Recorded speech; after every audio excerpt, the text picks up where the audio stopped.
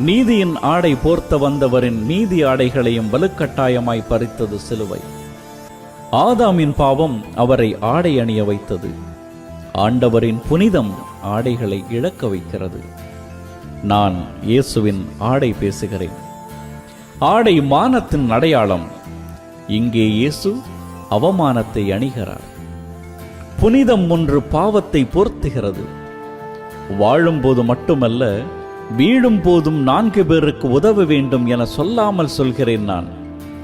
இயேசுவின் ஆடைகளை 4 பேர் பிரித்து எடுத்துக் கொள்கிறார்கள். அழிகின்ற ஆன்மாவை பற்றி கவலைப்படாத கூட்டம் கிழிகின்ற அங்கிக்காய் கவலைப்பட்டது. ஒட்டு போடாத ஆடையை சீட்டு போட்டு சொந்தமாக்குகிறது. ஆடைகள் சத்தமிடுவதில்லை, ஆனால் அவை பேசிக்கொண்டே இருக்கின்றன. யாக்கோபு அணிந்த ஏசாவின் ஆடை சூழ்ச்சியின் கதையை சாட்சியாய் பேசுகிறது.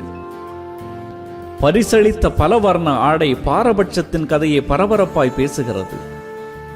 யோசேப்பு எறிந்து விட்டு ஓடிய ஆடை அவரது இதயத்தின் புனிதத்தை இடைவிடாமல் பேசுகிறது. பாலை நிலத்தின் பல்லாண்டு பயணத்திலும் கிழியாத ஆடைகள் கடவுளின் கிருபையை பேசுகின்றன. ஏறிச் சென்ற எலியாவின் இறங்கி வந்த ஆடை புதுமையின் தொடர்ச்சியை பேசுகிறது. ஆடைகள் அமைதியானவை, ஆனால் அவை பேச்சை நிறுத்துவதில்லை. முன்னணையில் இயேசு ஆடையால் சுற்றப்பட்டார். கல்லறையில் இயேசு ஆடையால் சுற்றப்பட்டார். விலங்கின் தோலெடுத்து மனிதனுக்கு முதல் ஆடையை தைத்தவரே ஆண்டவர்தான்.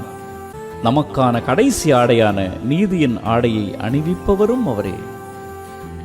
ஒரு வினாடி சிந்தியுங்கள். உங்கள் ஆடைகள் எப்படி இருக்கின்றன?